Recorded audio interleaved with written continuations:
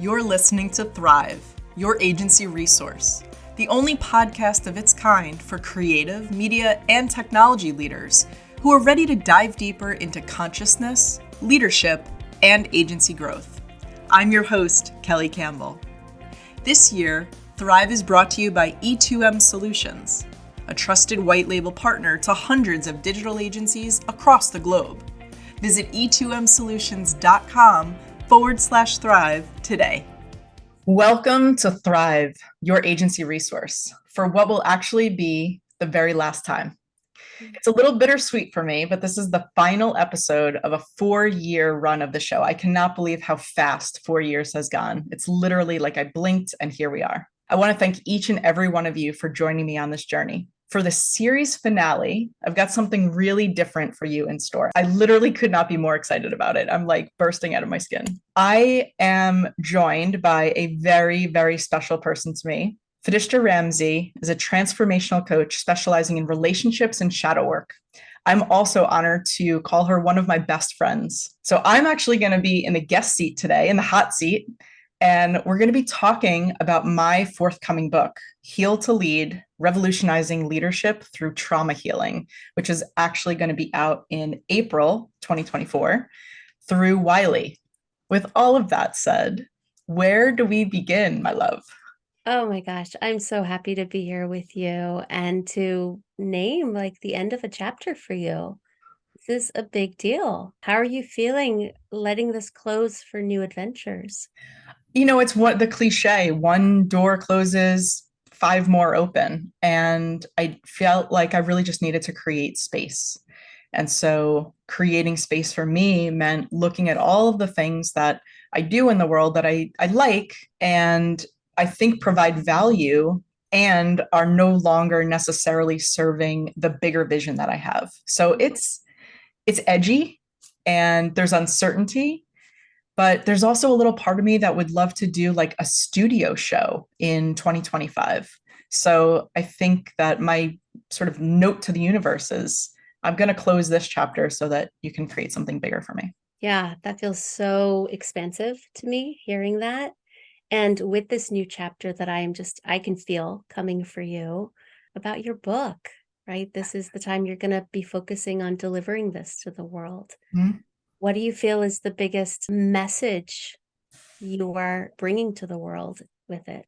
I just think we have to get real and we can't keep doing what we've been doing. These repetitive patterns and cycles of burnout and staying in states of anxiety and leading in ways that are not aligned with our values.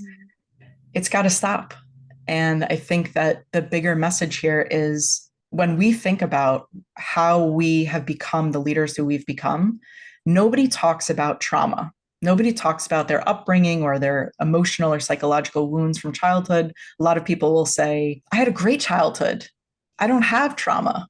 Mhm. And there's a reality to that that is different than what we think. So my vision is that I would love to empower half of humanity to heal their childhood trauma so that we can reimagine and rebuild the world that we want to live in versus the one that we are currently living in. So that's the big message. Amen. Yeah, so that's just breaking the ice on what you're bringing here. And you mentioned in your book this idea of true nature, right? Just even before we talk about trauma, like what does true nature mean to you in your learnings and understandings? True nature, coming from Buddhist philosophy and Buddhist study, really just a return to our original essence, or like, again, who we were before someone else told us who we were or created stories or narratives that informed who we were. It's, I think, who we're always trying to get back to being without knowing that that's what we're doing, right? It might come from Buddhist teachings, but true nature to me is just a return to the simplicity and the gifts and the who we were if we could rewrite that story today. And the good news is that we can. And that's really kind of what I'm positing in the book. Yeah, the possibility that is clear in this book is that this is available to everyone Mm-hmm. if they're willing to do the work. Yeah. So Well, yeah, that's the big willing is the word, right? oh, right. I always say, and say in the book, there are 2 ingredients. It's willingness and courage. I say it to my clients. I only want to work with people who are all in. And I think reading this book, it will become clear to people how much they're all in from the beginning and how that may change positively or negatively by the end of it. I hold space for that too. Doing trauma healing or trauma integration work is not for the faint of heart. It is difficult, with shadow work. Our work together a few years ago, it is hard, but the benefits are just massive. And it's like, what do you always say? What is the impact of not doing this work? Right. So are you going to keep staying in the same patterns and the same maladaptive behaviors? If we were to have this conversation a year from now and you're still in the exact same place, how would you feel about that? Right. And so if the answer is, oh, that's a non-negotiable, like I have to be in a different place, well, then you're willing. Then the question becomes, are you courageous? This work is hard. You're touching on really sensitive nerves. You're touching on things that you probably have consciously or subconsciously avoided for a long time. So courage and willingness. Yeah, I love that. I'm also just thinking about how your book invites, in gentle ways, a turning towards what maybe some of us have been avoiding, right? And how that is actually the medicine, as much as it also seems like the scary thing. Mm-hmm. So, in this realm of true nature and trauma, what do you find trauma does to true nature? I think the easiest way to think about trauma is that it sort of applies like a veil or a mask. Going back to that true nature, that essence. If you've seen a picture of yourself when you're younger and you just had a different energy about you, right? You weren't jaded by the world. You didn't have all of these different things when you're 2, 3, 4 years old. You're just starting to collect all of this data, but you are just you, right? Mm-hmm. You draw, you skip, you play, you sing, you're interested in plants and trees and animals, right? There's just so much, like the whole world is awe inspiring and wondrous. And then we lose that along the way, right? So I think the trauma, big T or little t, that we encounter just creates these layers or these masks, or sometimes I think about it like an accumulation of silt that just like, and then it calcifies like sediment. So yeah, it does that. And then we build stories and stuff on top of that sediment. So it gets really crunchy.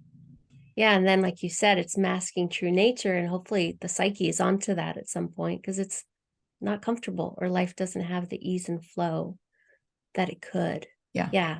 And this is reminding me about the castle, right? In shadow work or Debbie Ford's work, the idea of being born this immaculate, amazing, gorgeous castle with all these rooms and all these aspects of ourselves that are open, available, basically available to us, and we have access.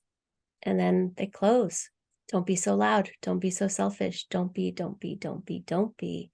Until people wake up often in midlife, as you and I know, and they're a 2-bedroom flat and they think it needs work. And it's like the work is opening those doors, right, in some way. Right. So true nature is, in your analogy or Debbie Ford's analogy, true nature is your castle, but it's your castle with all of the doors open to every single room. What more becomes possible when you can go anywhere you want? You can have that much expansion and expansiveness, as opposed to automating yourself and doing the same, like kind of, I think we've talked about this before as the neural pathways and carving these grooves, right, in our behavior, in our thought patterns, and also our behaviors. It's hard to get out of those ruts. It's hard to kind of create a new lane, but it is possible. You just have to hire a locksmith to open up more of those doors. The reality is, though, you are the locksmith, and healing trauma and integrating that trauma from your younger years is the way to unlock those doors. So I don't know, we're just full of really good analogies and metaphors today. And I think this is what happens in good therapeutic settings, is this idea of, well, you have the key. I don't have the key. That's like I'm just helping you notice that you're holding the key. Like, yeah. let's work with that. Yeah. And I think that's your work as a transformational coach, my work as a trauma informed leadership coach. That is very true. Like we're empowering people to understand that the key has been in their back pocket this whole time. They just have to reach for it versus outsourcing that to someone else and Yeah. becoming reliant on, or Justin Foster calls this monetized codependence, right? Like that relationship where it's like, you can't heal unless you're doing it with me, right? Like Right. that's not the relationship that I want with clients. I want them to feel empowered. I want them to grow and evolve and follow their own trailheads, do their own work. And when things get a little crunchy or they feel like they're at a little bit of an impasse, that's when we can work together on correlating some of those traumas from the past, how they're showing up in their leadership style, and then figuring out what actions they're going to take and then what commitments they're going to make to take those actions. So I love this work so much. I know you love your work as well. I do, yeah. And in this, I'm also hearing sort of some key ingredients to doing the work. Mm. I'm curious for you, like what have you found in your experience are those key ingredients? Well, courage and willingness for sure. I can't preach that and then not turn that on myself. So it is courageous. You need that brave sort of, okay, I'm going to do this. The willingness, I think, I don't know, just maybe like getting a little bit real with yourself. So, like radical honesty turned inward, taking responsibility for your side of the street, to use your terminology, and a really good support system, right? A really good support system, whether that's a coach, a partner, family, friends, some kind of group that you might belong to, or just other people doing this kind of work. Maybe you attend a sangha, maybe you have a meditation group, maybe you go for a hike with a group on the weekends, whatever it is, people in community. I think healing in community is really important, or just having, yeah, that support system while you're doing this work, whether it's trauma integration work or shadow work or any kind of real deep inner healing modalities. Yeah, I appreciate you naming community because so often there's the self-care and there's the like do your own work aspect. It's very lifted in our Mhm. culture. And then we forget about community care. And I'm feeling it as emotional scaffolding underneath a human doing big, difficult work. Yeah. So I appreciate you naming that. Yeah. Yeah.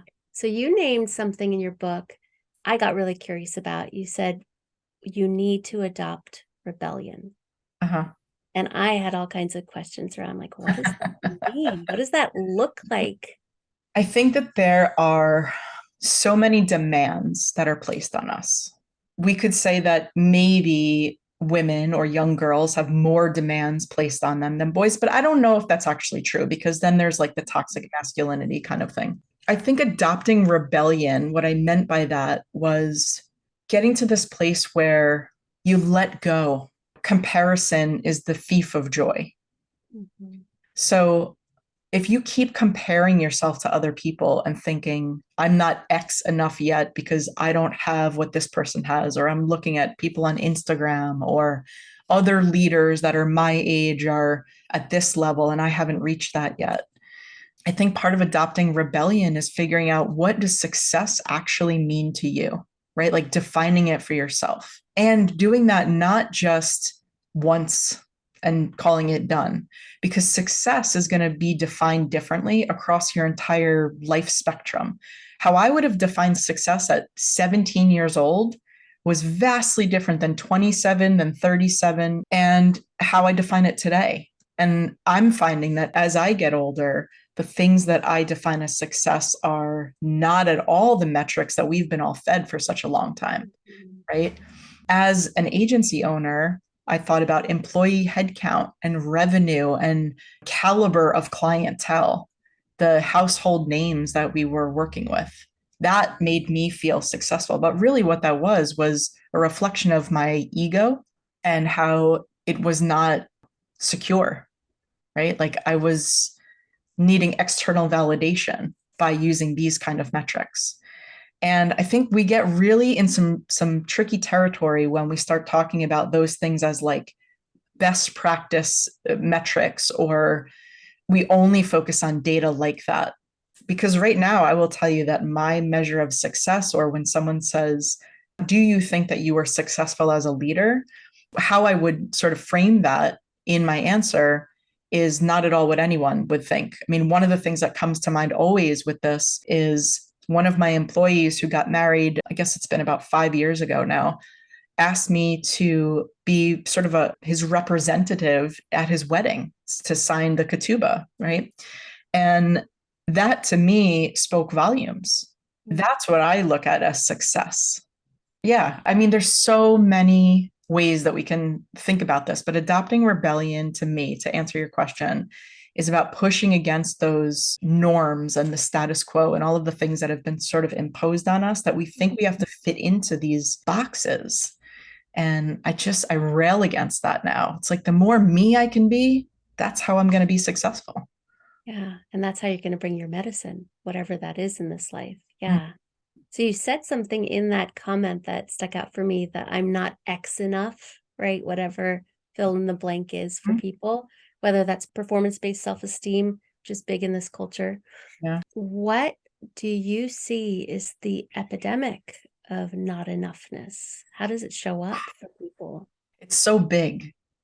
Mhm. It's so big. And I think this is what I mean by what we will not touch with a 10-foot pole, the things that we're numbing and distracting about. Because people talk about other types of epidemics, right? Mental health epidemic. But really, if we go a step deeper than that, a mental health epidemic really is an epidemic of not enoughness. That's my terminology. We ultimately, none of us feel like we are enough, good enough, pretty enough, skinny enough, smart enough. You fill in that blank. And all of that was fed to you through childhood, right? Messages that you either overheard, were directly on the receiving end of, intuited, understood, just because that's how they came into your mind through some gears that were already starting to form. So this epidemic of like, we're not enough, I think has really driven our hyper consumerist culture. What I mean by that is the more things that are available to help us fill that void, we just keep buying them. I did this thing this holiday season where I was like, I'm opting out. I'm happy to pay for experiences, meals out or activities or something with my families and my friends and all of this. But like, I'm opting out from purchasing a thing that's going to make someone else feel like it's filling some void. I think people tend to look at solutions like that or ideas like that and say, oh, that's really interesting. I could never do that. So, yeah, there's a lot to talk about with the epidemic of not enoughness, but ultimately it comes down to needing to heal these wounds, these core wounds that have been imprinted on us and programmed us to believe that we are not enough on some level. It may be very, very below our level of conscious awareness, right? And it usually is. But yeah, it's big and it's strong and it's powerful. And that's why there's a lot of lack of willingness to do this kind of work. Yeah. Yeah. Yeah. And I'm also holding with you, like, when you talk about wounds and stuff, I hear it as we've made up stories that we live and breathe every day. And some of them are lies. And Most of them are lies, I would think. yeah. And I think we all deserve to be able to untangle that from our true self and live according to principles that feel aligned with us. Yeah, I think that's what it is. I love the word alignment because it's like that when your values feel clear and in alignment, there's a lot that you will not put up with, that you will not tolerate, that you will not subscribe to. And that is the thing that could help us get out of this epidemic of not enoughness. But you got to be willing to do the work, because if you're not clear on the values, you're going to keep feeding the cycle. And that's also normal given what we're getting as a download, right? Like people are normal for having that. And then this curiosity is around just grounding this not enoughness concept for people. How did this not enoughness and or your own trauma impact your leadership style? Oof. How did this actually show up so people can go, hey, I think I do that, or that sounds familiar? Do you have 3 hours? I mean, literally every which way you could imagine. And I hope I do a good job talking about this in the book because I really, really want to model this and give permission for people to be like, oh man, I totally do that. I was that boss who really wanted to be liked.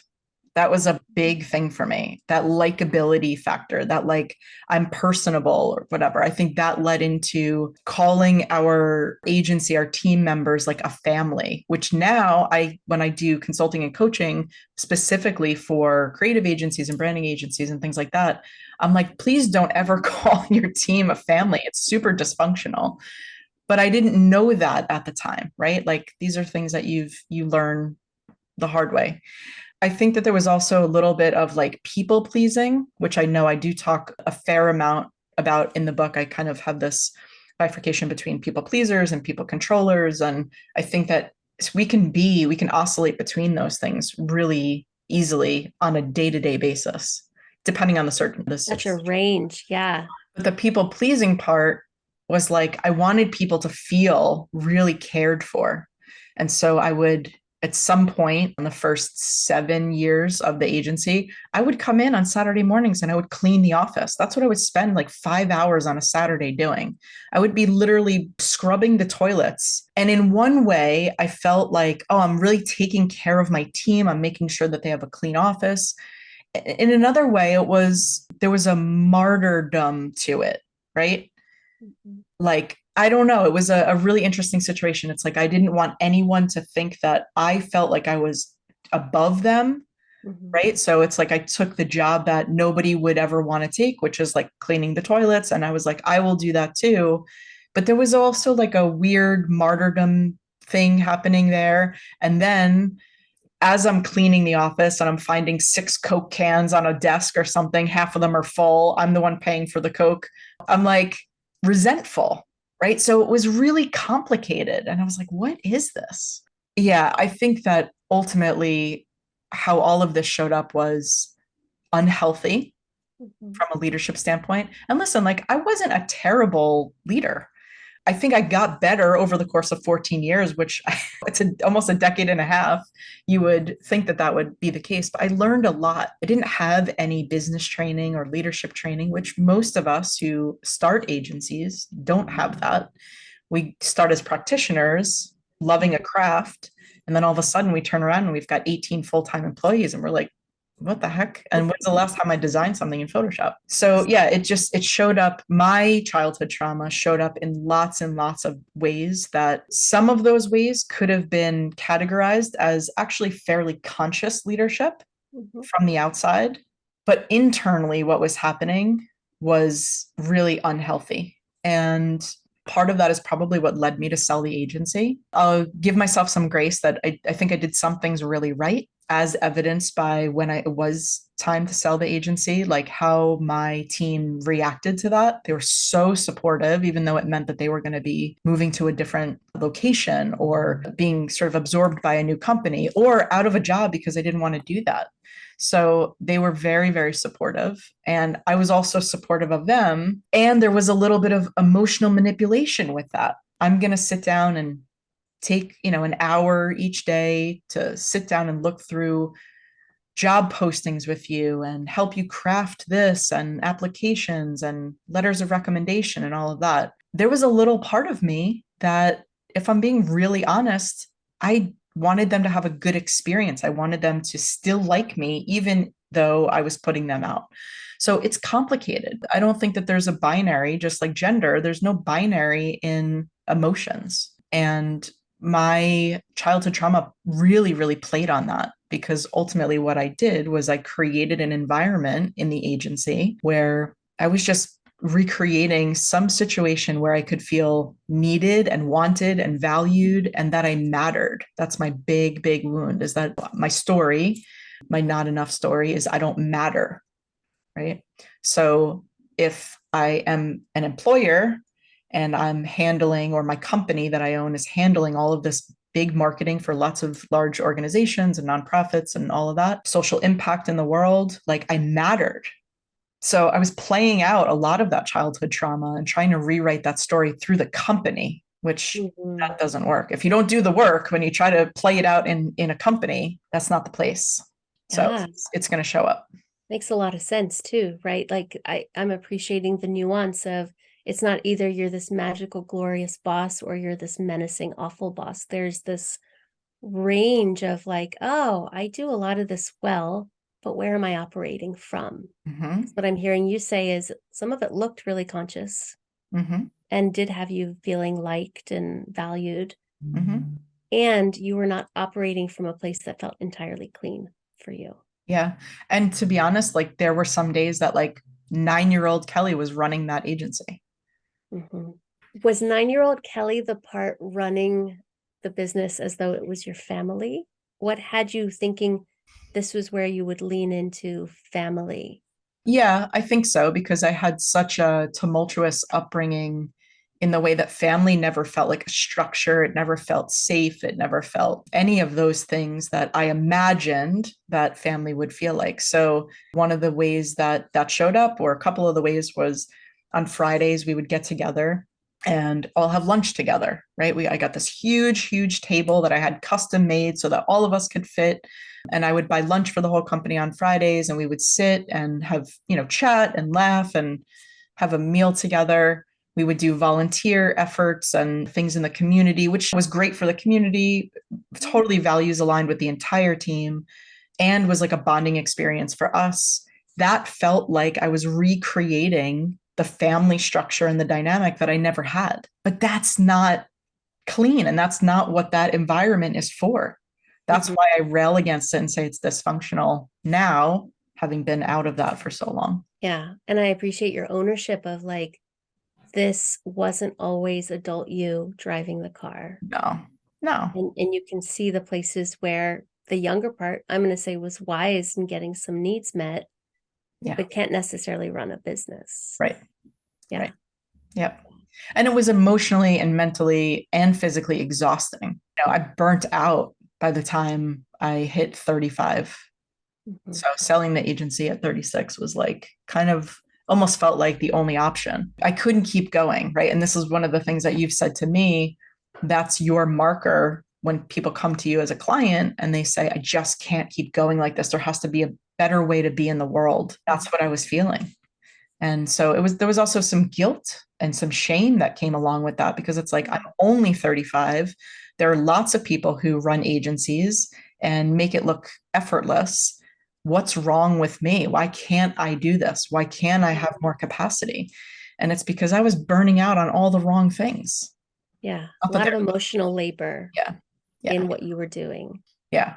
So what about these? I'm thinking of people listening to this and relating to some or many aspects of like, oh, I might be up to this myself, getting onto themselves. Where do you see? I often see leaders taking care of their mental wellness, doing self-care, doing stress management, meditation, but not necessarily doing trauma integration, right? Where do you see that self-care and mental wellness missing what trauma integration gets at? I think one of the more somewhat provocative parts of the book, I talk about this bifurcation between mental health maintenance and trauma integration modalities. Mhm. I think that they're very distinct. And I might get some pushback and I might, I don't know, sort of tread on some people's beliefs there. But I think that there's superficial self-care, which is part of that. A glass of wine every night, maybe two. A hot bath is great, but it's not there to really get at the core of like what's going on. It's soothing. So there are things that soothe.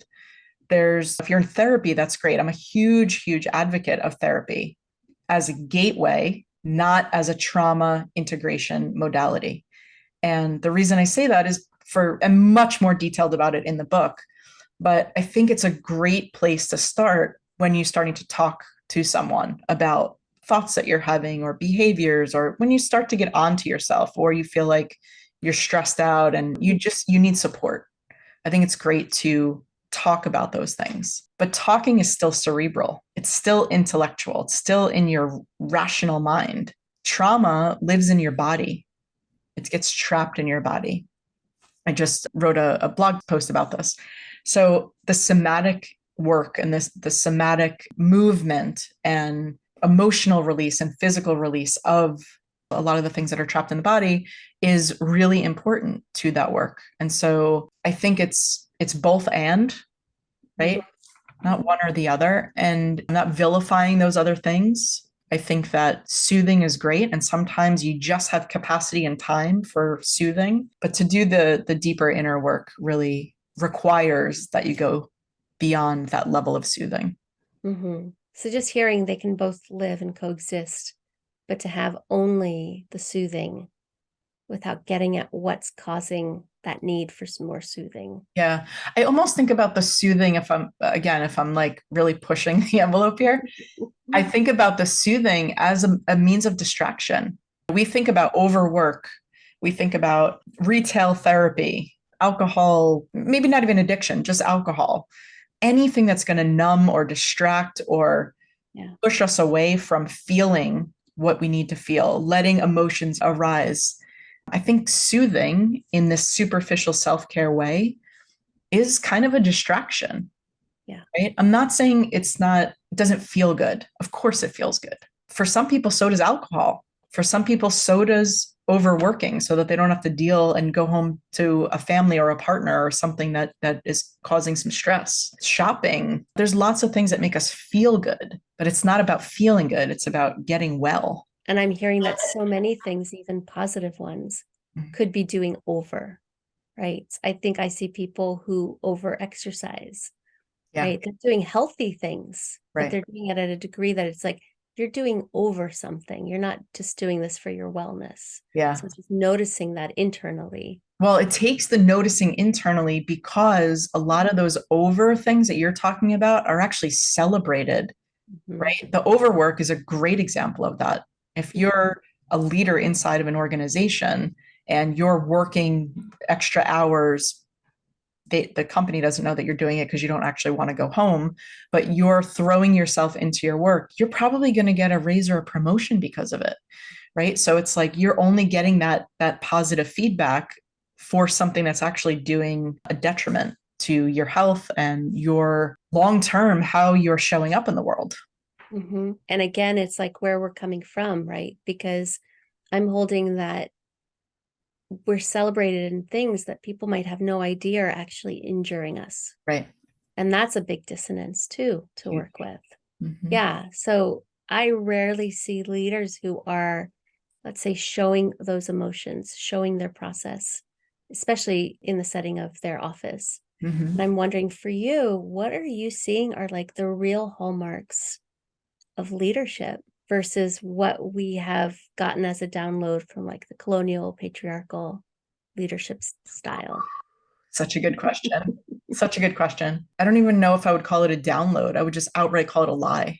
We've literally all been lied to for centuries. This idea that we have to armor up and show up as one person at work and the other person at home, like the real us at home and this masked, I don't know, person at work, whether that's people controlling or people pleasing. Oh my goodness. The hallmarks of effective leadership, all the things that you've basically been told you shouldn't do as a leader, that's what they are. So in the book, I talk about this as some of the 4 fundamentals. So trauma integration, but we've kind of covered that a bit. Leading with compassion, and compassion being empathy plus action. So empathy is feeling with, but then what? It's feeling with and taking some kind of action, some action orientation to that to say, I hear what you're saying, I feel with you, and how can I best support you? And then embodying vulnerability. We've been taught forever, don't be vulnerable. Like Brene Brown changed a lot of that with a lot of her work on shame and vulnerability, but it's so important. The more vulnerable that I am with my team, just to say, hey, I don't have all the answers, need your support, help me lead this company, help me figure this out. I don't have all of the solutions. You should trust me more because I don't have all the solutions, right? Like being vulnerable is incredibly important if you want to create more leaders, not more followers. And then really the last one is the big one, which is why I think we're all here, which is lighting the way.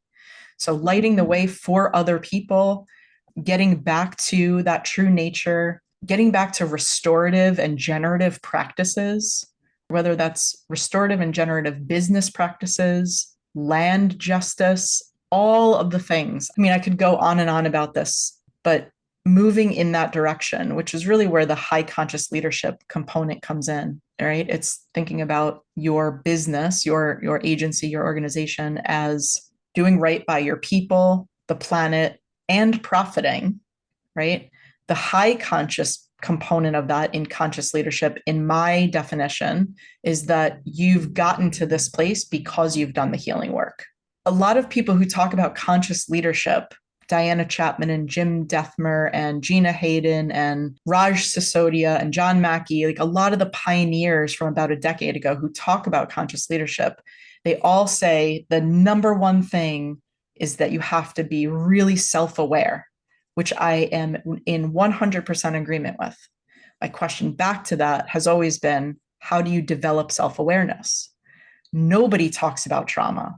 Nobody talks about trauma integration. And I think that's been the missing piece. So that's the whole spectrum, or like kind of the linear thinking here with this book. So yeah, to me, those are the four fundamentals. And they're the four fundamentals of high conscious leadership. I'm not saying they are the only four fundamentals for effective leadership. There are many more. It is not an exhaustive list. Maybe that's book 2 or 3. Yeah. And I'm also just, as I heard you name those four fundamentals, I felt my body sort of feel soothed and softer and relaxed, thinking of leaders like that. Like, what would it be like to be led and to support a leader like that? Feels so much better in my nervous system and what I have generally seen out there, which, like, as you said, was the opposite: the lack of transparency, the lack of humanness, the lack of asking for support, and then watching all these fires going on with someone who like thinks they have to armor up and know everything. It's very frustrating to see. Yeah. Hey, thank you for that. Is there anything in here, because you work with a lot of leaders, right? And I'm imagining you've started with some who have distracted themselves. Just a few. And then hopefully, and this feels true for me knowing you, you've helped them move towards not avoiding and leaning into any of that trauma integration work they hadn't done. What do you find is the key differences between a leader who distracts from their trauma and a leader who courageously leans in? I mean, it's night and day, right? When they're coming in, they might be really frenzied, really kind of disorganized. They might be blaming other people. There might be things, like employee attrition, client attrition. They don't understand why. And they're sort of, again, looking externally at all of the factors, why these things are happening to them. They talk a lot about things being imposed upon them. They are typically very overwhelmed, very stressed out, really anxious, just sometimes micromanaging because of the anxiety. Finances get a little tight. What do we do? Where can we cut? Are you doing your work? Where do I have to jump in? They start distrusting the people around them. And then that further creates the cycle and informs the cycle of employee attrition, because nobody wants to work in a place where they feel disempowered and all of that, not rewarded and not acknowledged. And so just like I said, when I was an agency leader, I was oscillating between these like people controlling and people pleasing tendencies.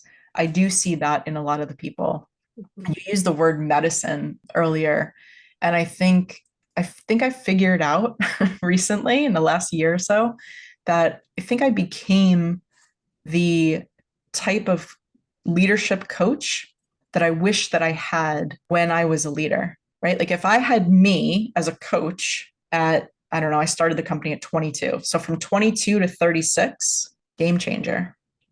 Game changer. I would have been on to myself a lot quicker.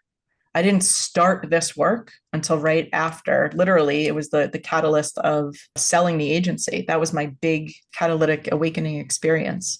So I didn't have any of this stuff as a young leader. And if I had a coach to like really help me look at those things internally, it just would have changed everything.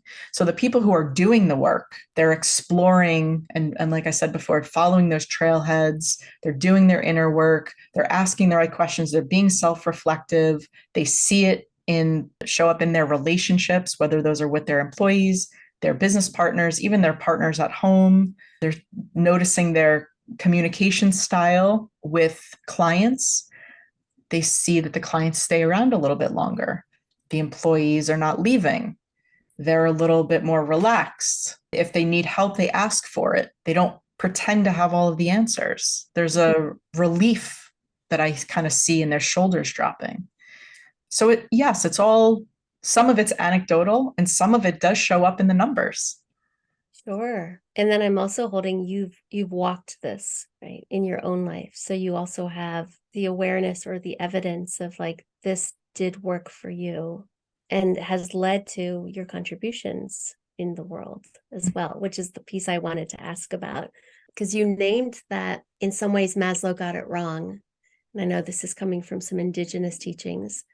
If you describe how what we've been given since 1943 really is counter to what nature and indigenous cultures are aware of. Yeah. What's the difference? So it all comes down to self-actualization, right? So the way that Maslow has imparted his wisdom or his version of the wisdom was that self-actualization is at the top of some pyramid, some triangle. And we have all of these needs, core needs that need to get met, physiological, psychological, etc. But the point is self-actualization is the top. It's the pinnacle. It's the highest thing that you can reach. That's what he's given us in the world. And we've all followed it. Mm-hmm. In researching this book, I came across the Blackfoot tribe, which is where he did some of his research. And he took that indigenous reality, I won't even say teachings, it was the reality of what was happening in that community, in that tribe, and he inverted it because in their understanding and their way of being, self-actualization was where you start. So if 5% of us in the Eurocentric model were self-actualized, 5%, in comparison, in their tribe, it was 95% were self-actualized because you come into the world that way. That's how you're brought up.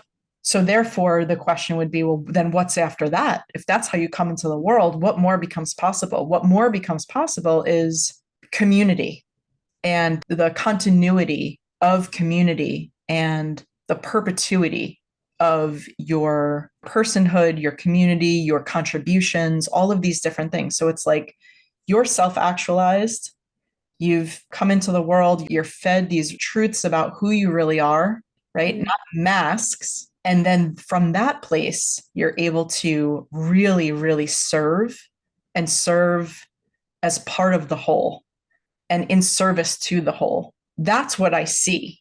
And so it was fascinating to me when I came across this research. A lot of the research was from Dr. Sidney Stone Brown, all quoted in the book with permission. And it's absolutely fascinating. So I think it will turn a lot of things on their head in terms of what we've been fed and how we think about our inner work and how arriving at self-actualization is not the be all end all. You said before about midlife. I think that a lot of us in midlife, 40s, 50s, are encountering this situation. It's like, this skin doesn't feel comfortable anymore. And I can't keep going like this. And these rooms in this castle keep closing. These doors keep closing. There's got to be a better way. So you do some work, there's self-actualization that happens. And through that work, you realize, oh, this isn't just about me. This is about the whole. This is about something much, much greater than me. What am I here to contribute? So it's about finding out through healing work, what are your gifts? What are you here to contribute? And it's not about personal legacy. It's about continuity and restoring the land and all of those types of things. And I know it sounds like these things are very disparate, but they are so interconnected. And that's not just coming from an ayahuasca trip. Literally, it's just, it feels very I used to think that I couldn't feel the edges of all of this. It felt too big, like climate change, right? It felt too immense. And now I can start to see it more clearly. Now I can start to feel the edges, and I feel a shift and a momentum. I think that the future is definitely trauma informed. And so we have more and more of these conversations, and a lot of the things in the media, a lot of the books that we're being fed, a lot of things in our lives are kind of moving in this direction. And it gives me so much hope and just excitement. And I'm really excited to be a part of that. Yeah. And it's just, you're helping me remember the power of having a map, right? Whether it's the wrong map, let's say, or a map that isn't feeling true for many, or the map that is your book, right? And this way of saying, here's a way that this feels possible, feasible, accessible to everyone. I'm wondering if you want to close with just what that hope and mission is for you. Well, I think I'll just say that it's the same vision that has sort of informed a lot of this trajectory. I want to be part of empowering people to do this work so that we can all really reimagine and rebuild the world that we want to live in. I think it's worth reiterating because I know that I'm not the only one. I know that there's a whole contingency of people who feel the same way, whose values are aligned, who celebrate diversity, equity, inclusion, land justice, restorative practices, generative business, conscious leadership. I mean, I could go on and on.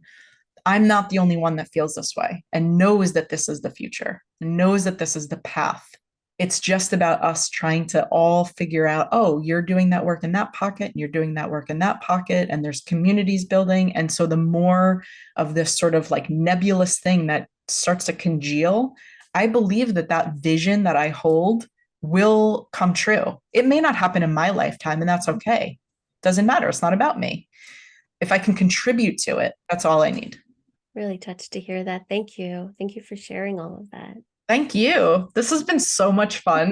Thank you for giving me this space. I mean, it's just been, I feel like we're having a coffee on a Friday. This is like our normal conversations. But thank you. Thank you for doing this. Yeah, such an honor. And thank you for sharing who you are and what you've moved through and how you're, just inviting people to have the willingness and courage to try it too. Yeah. Thank you. And if anyone is interested in pre-ordering the book, if you're listening to this before April 2024, it is available for pre-order now on Amazon. And then if you're listening to this after April 16th, you can get it probably on Amazon Prime in 2 days. What I'm really interested in is actually putting a list of independent booksellers together. So we're not driving all of that business to Amazon, but really supporting small booksellers in local places, especially that are BIPOC and queer owned. So that will be coming on the landing page, which is in the show notes. So thank you. I appreciate you. I love you so much. Thank you, friend. I love you too. And thank you for joining us. If you liked this episode, please rate the show or subscribe wherever you watch or listen. And a big thank you to the official sponsor of Thrive for this year, E2M Solutions, your white label agency partner. Learn more about their approach, services, and subscription plans at e2solutions.com/thrive.